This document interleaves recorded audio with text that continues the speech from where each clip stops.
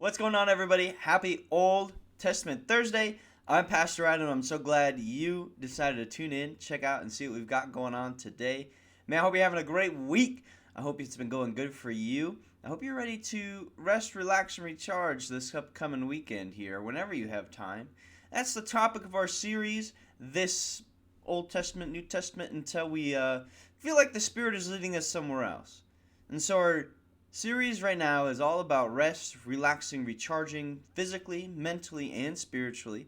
And what does that mean to keep the Sabbath holy? What is the Sabbath? How do we do it? Is it still applicable to us today? We're going to be talking all about that throughout the series, so make sure you stay tuned. Make sure you like and subscribe and comment and do all this stuff so you can stay tuned and see what we've got going on.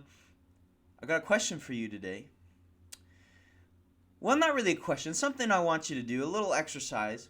I want you to close your eyes, and instead of picturing everything that makes you happy and relaxes you, close your eyes and picture everything that stresses you out.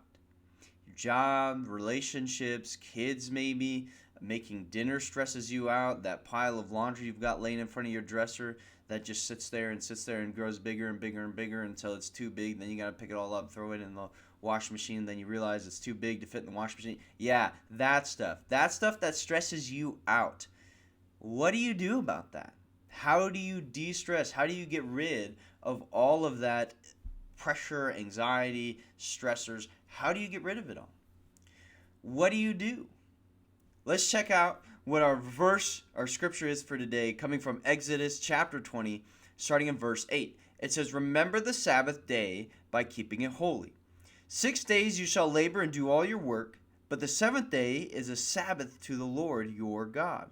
On it you shall not do any work, neither you nor your son or your daughter, nor your male or female servant, nor your animals, nor any foreigner residing in your towns. For in 6 days the Lord made the heavens and the earth, the sea, and all that is in them. But he rested on the seventh day. Therefore the Lord blessed the Sabbath day and made it holy." What does that mean for you and me? What does it mean that God would create all this stuff and then the seventh day he rests? What does that mean for us? What does that tell us? Well, go back to close your eyes and picture everything that stresses you out. How do you de-stress? How do you get rid of all of that? Some of us, maybe we don't. Some of us, maybe we think we do. But go back into on Tuesday's devotional. We kind of feel guilty about not doing stuff, so we go in and do all the stuff that we need to do instead of resting. Well, now my question is, if you just lay around all day and don't get the things that you need to get done, does it cause more stress to you? Oh boy, now we've got this convoluted idea of how do we rest without feeling guilty, but how do we rest without burdening ourselves more later? What do? Well, here we have this illustration here given to us by God and his creation. 6 days he created everything. And then it talks about how in 6 days do all of your work, but on the seventh day, rest. On the seventh day, God rested.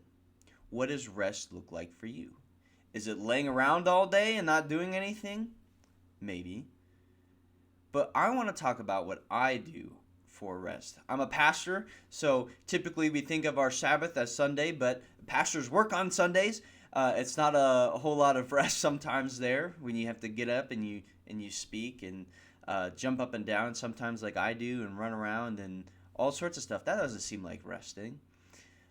I have 4 kids.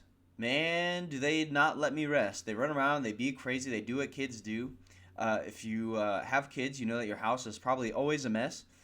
Dishes pile up quickly, and food needs to be made and all this stuff. It doesn't seem like there's a whole lot of rest. I don't usually get to rest on Sunday, but what I do is I rest on Friday.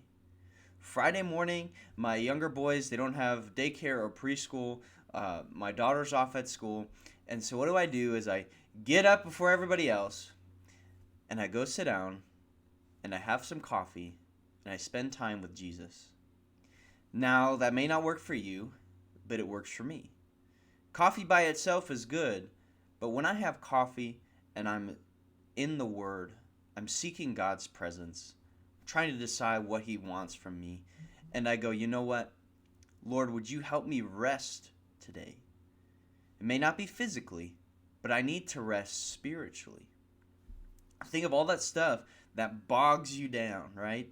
All the stuff that stresses you out.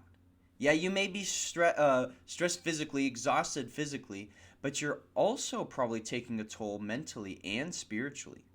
Taking care of kids, man, that's a burden.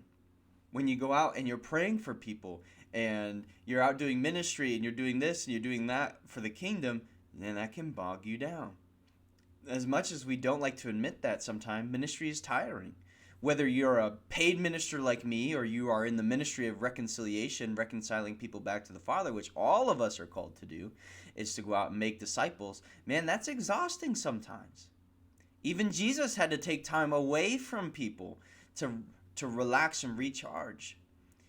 My question for you is, what are you doing to give yourself rest spiritually and mentally? Is it having coffee and quiet time? Is it going out for a hike, a bike ride, a run? Is it doing a puzzle? Is it reading a book? Is it whatever it is? Make sure that you are not neglecting your spiritual health or your mental health. Take that time to rest. That's what the Sabbath is for. The Sabbath is for you, not you for the Sabbath, as we talked about last week. So how do you keep the Sabbath holy? Well, it's by connecting with God to have Him help you recharge and relax spiritually and mentally. I'm Pastor Adam. This has been Old Testament Thursday. I'll see you again next time.